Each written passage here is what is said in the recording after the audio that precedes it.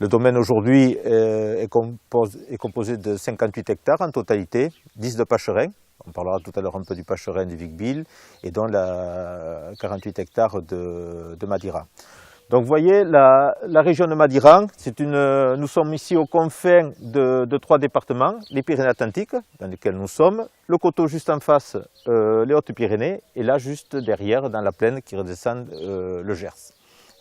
Donc Madira a cette particularité d'être à cheval sur 3 régions, entre parenthèses historiques, le Béarn, la Bigorre et la Gascogne. Ici, les vins moelleux ne sont pas faits à partir du botrytis, ils sont faits à partir du passeurillage. C'est-à-dire le passeurillage, c'est le raisin qui va rester sur la vigne et qui va, avec le temps, se sécher. Voilà.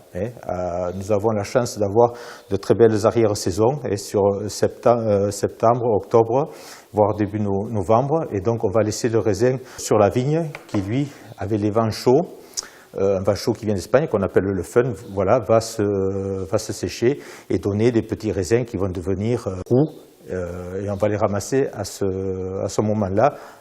On aura donc concentré et le sucre et l'acidité. Particularité de la maison, qu'on appelle le Maïdi, il s'agit d'un tannat muté.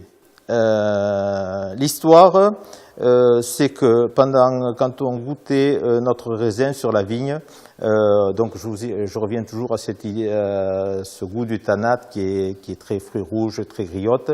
On avait du mal à retrouver donc ces arômes dans nos vins classiques.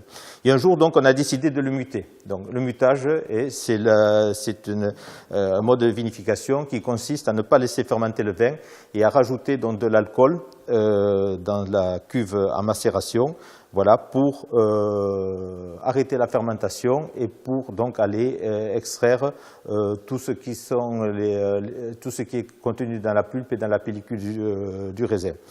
Donc le Maïdi, ça ressemble, voilà, ce sont le style de vinification des Porto, des Mori, des Bagnous, fait avec du tannat. Et ce sont plutôt des vins de fin de repas. Mais ce sont des vins que l'on va commencer avec surtout avec des fromages. C'est un vin qui va accompagner magnifiquement un des fromages du coin qui est le fromage des Pyrénées. Vous savez qu'on associe bien souvent au fromage des Pyrénées un peu de confiture de cerise noire, de griotte.